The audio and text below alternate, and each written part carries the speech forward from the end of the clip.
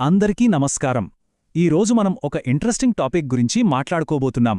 మన ప్రాచీన పెద్ద బాలశిక్ష అనగానే మనందరికీ ఏదో పాతకాలపు పుస్తకం అనిపిస్తుంది కదా.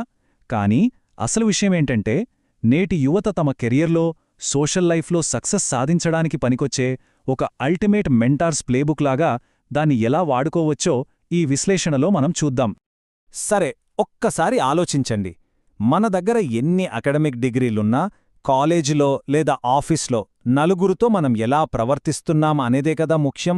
మనం ఎంత చదువుకున్నా పబ్లిక్గా మన బిహేవియర్ సరిగ్గా లేకపోతే ఆ చదువుకు పెద్ద వాల్యూ ఉండదు. అంటే ఫైనల్గా మనకు అసలైన గుర్తింపు తెచ్చేది మన మార్కుల షీట్ కాదు, మన క్యారెక్టరే అన్నమాట. మనం చిన్నప్పటినుంచి మర్యాదరామన్న లాంటి కథలు వింటూనే పెరిగాం. కాని అసలీ మర్యాద అంటే ఏంటి? అది కేవలం చేతులు కట్టుకుని నిలబడే పైపై ఆచారమేమీ కాదు. అదొక అద్భుతమైన టూల్. ఒక వ్యక్తి జీవితాన్ని, వాళ్ల కెరియర్ నెట్వర్క్ను పూర్తిగా మార్చేసే శక్తి దానికుంది. మనం ఇతరులకిచ్చే మర్యాద మీదే భవిష్యత్తులో మనకు దక్కే అవకాశాలు ఆధారపడి ఉంటాయన్నది 100% నిజం. ఇక ఈ ప్లేబుక్లోని మొదటి భాగం చూద్దాం. ఉదయం అలవాట్లు, అలాగే రోజంతా ఏకాగ్రతను ఎలా మెయింటైన్ చేయాలి అనే దాని గురించి. ఇక్కడ గమనించాల్సిన ఆసక్తికరమైన విషయం ఒకటుంది. ఉదయం నిద్రలేవగానే చేసే ఈ అలవాట్లు కేవలం మతపరమైన ఆచారాలు మాత్రమే కాదు. సూర్యోదయానికి ముందే లేచి కరదర్శనం చేసుకోవడం, అంటే మన చేతులను మనం చూసుకోవడం వెనుక ఒక పవర్ఫుల్ సైకలాజికల్ ట్రిక్ దాగి ఉంది. నా భవిష్యత్తు నా చేతుల్లోనే ఉంది అనే ఒక స్ట్రాంగ్ మైండ్ సెట్తో మన రోజు మొదలవుతుంది. మన లక్ష్యాలను చేరుకోవాలనుకునే ఎవ్వరికైనా సరే ఉదయాన్నే ఇంతకంటే బెస్ట్ మోటివేషన్ ఇంకేముంటుంది చెప్పండి. ఇప్పుడు రెండవ భాగంలోకి వెళ్దాం. ఆహ్వానించే కళ. ఇది మన సోషల్ ఇంటరాక్షన్స్ని ఎలా పెంచుతుందో చూద్దాం. అతిథి దేవోభవ అనేది మనం తరచుగా వినే ఒక గొప్ప ప్రాచీన వాక్యం. కాని ఇది కేవలం ఒక మర్యాదపూర్వకమైన మాట మాత్రమే కాదు సుమా. ఎవరైనా స్నేహితులను ఇంటికి పిలిచినప్పుడు వాళ్లతో కనెక్ట్ అవ్వడానికి ఇది ఒక లోతైన ఎమోషన్ లాంటిది. అందులో నిజమైన ఆప్యాయత ఉండాలి. ఈ ఫీలింగ్ని మనం ఎప్పుడైతే కరెక్ట్గా అర్థం చేసుకుంటామో అప్పుడే ఎదుటివారితో బలమైన బంధాలేర్పడతాయి. ఎవరైనా మనింటికి రాగానే కనీసం వాళ్ల వంక చూడకుండా మొబైల్ ఫోన్ చూస్తూ మెకానికల్గా కూర్చోండి అని రోబోట్లాగా చెబితే ఎలా ఉంటుంది? అలా యాంత్రికంగా పలకరించడం వల్ల ఎలాంటి ప్రయోజనమూ ఉండదు. ఆ ఆహ్వానంలో నిజమైన ఆప్యాయత అనేది మన కళ్లల్లో స్పష్టంగా కనిపించాలి.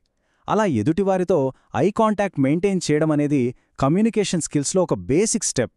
మూడవ అంశం సోషల్ డైనామిక్స్లో చాలా ముఖ్యమైన గౌరవం మరియు ఎనర్జీ ఎక్స్చేంజ్. పెద్దల పాదాలకు నమస్కరించడం అనగానే ఏదో వాళ్లకు లొంగిపోవడమని చాలామంది అనుకుంటారు. కాని అది నిజం కాదు. ఇది 2 తరాల మధ్య జరిగే ఒక లాజికల్ ఎనర్జీ ఎక్స్చేంజ్.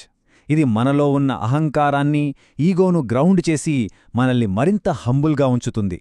ఈ రోజుల్లో నెట్వర్కింగ్ చేయాలన్నా, మెంటార్షిప్ కోసం పెద్దల అనుభవాన్ని పొందాలన్నా మనలో ఈ వినయం ఉండటం చాలా అవసరం. ఇక 4వ భాగం క్రమశిక్షణతో కూడిన భోజనం. మన రోజువారీ అవసరాలు మన ఆరోగ్యాన్ని ఎలా కంట్రోల్ చేస్తాయో చూద్దాం. అన్నం తినేటప్పుడు ఒక్క ముద్ద తినడానికి ముందు కూడా పరిశేచనం చేయడమనేది అద్భుతమైన మైండ్ఫుల్నెస్ టెక్నిక్ అన్నమాట. ఇది మన మనస్సును ఒక్కసారిగా రీసెట్ చేస్తుంది. మనకు దొరికిన ఆహారం పట్ల కృతజ్ఞతను వ్యక్తపరిచే ఒక పాజ్ లాగా ఇది పనిచేస్తుంది. ఏదో హడావిడిగా మింగేయకుండా ఆ ఒక్క క్షణం ఆగి కృతజ్ఞత తెలుపుకోవడం వల్ల మన మైండ్ చాలా ఫోకస్డ్గా మారుతుంది. నిజానికి ఈ అలవాట్లు మనకు ఏం నేర్పుతున్నాయో తెలుసా? ఆహారాన్ని ఒక పవిత్రమైన కానుకగా భావించడం. టీవీలు లేదా మొబైల్ ఫోన్స్ పక్కన పెట్టి ఎలాంటి డిస్ట్రాక్షన్స్ లేకుండా నిశ్శబ్దంగా తినటం. ఒక బేసిక్ అవసరాన్ని అద్భుతమైన సెల్ఫ్ కంట్రోల్గా ఎలా మార్చుకోవచ్చో ఇది మనకు స్పష్టంగా చూపిస్తుంది. ఇలా చేయడం వల్ల శారీరక ఆరోగ్యమే కాదు, మానసిక ప్రశాంతత కూడా మన సొంతమవుతుంది. ఇక 5వ అంశం అన్నిటికంటే పవర్ఫుల్ అయిన మాటల శక్తి. మనుషులను ఎలా గెలవాలో ఇది నేర్పుతుంది.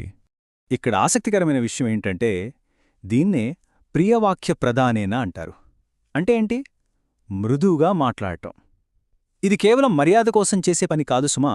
అదొక పవర్ఫుల్ సోషల్ స్ట్రాటజీ. కాలేజీలో ప్రాజెక్ట్స్ చెయ్యాలన్నా లేదా ఆఫీస్లో టీంతో కలిసి పని చెయ్యాలన్నా సరే మన మాట తీరే ఇతరులను గెలుచుకునేలా చేసి మనకంటూ ఒక బలమైన నెట్వర్క్ను క్రియేట్ చేస్తుంది. ఇక 6వది మరియు ఆఖరిది డిగ్రీలకు మించి సామాజిక వ్యక్తిత్వం అంటే మన సోషల్ క్యారెక్టర్ ఎందుకు ఇంపార్టెంట్ అని. ఇది నిజంగా ఒక అద్భుతమైన ముగింటు కదా. సంస్కారం అంటే బలమైన క్యారెక్టర్ ఎక్కడైతే నిర్మించబడుతుందో సంపద మరియు శ్రేయస్సు అంటే సాక్షాత్తు ఆ లక్ష్మి అక్కడికే సహజంగా ఆకర్షించబడుతుంది. ఈ ప్రాచీన నియమాలను మన దైనందిన జీవితంలో భాగం చేసుకోవడం ద్వారా మనం ఎంతది శక్తివంతమైన విజయవంతమైన వ్యక్తిత్వాన్ని నిర్మించుకోవచ్చో ఈ ఒక్క మాట నిరూపిస్తోంది. ఇప్పుడు మనమందరం ఒక ప్రశ్న వేసుకోవాలి. ఈ సంప్రదాయాలను కేవలం పాత పుస్తకాల్లోని పద్ధతులుగా కాకుండా మన సక్సెస్కి ఉపయోగపడే ఒక వ్యూహాత్మకమైన సోషల్ ప్లేబుక్గా చూస్తే ఎలా ఉంటుంది? ఖచ్చితంగా ఇది మన లైఫ్లో అప్లై చేస్తే మన భవిష్యత్తు రూపురేఖలే మారిపోతాయి. ఈ చిన్న చిన్న మార్పులు మన క్యారెక్టర్ను అద్భుతంగా తీర్చిదిద్దుతాయి కదా. సో ఈ విశ్లేషణను ఒక ఇంట్రెస్టింగ్ నోట్తో ముగిద్దాం. మన తదుపరి ఎపిసోడ్లో ఇంకో ఆసక్తికరమైన విషయాన్ని డీకోడ్ చేయబోతున్నాం. అదేంటంటే పక్షులు ప్రకృతి యొక్క రహస్య భాష. ప్రకృతి అసలు మనతో ఏం మాట్లాడాలనుకుంటోంది, వాటి అరుపుల వెనుక ఉన్న అర్థమేంటి, ఇవన్నీ నెక్స్ట్ తెలుసుకుందాం. అప్పటి వరకు ఈ సోషల్ ప్లేబుక్ రూల్స్ గురించి ఆలోచిద్దాం. మన రోజువారీ జీవితంలో ఆచరించడానికి ట్రై చేద్దాం.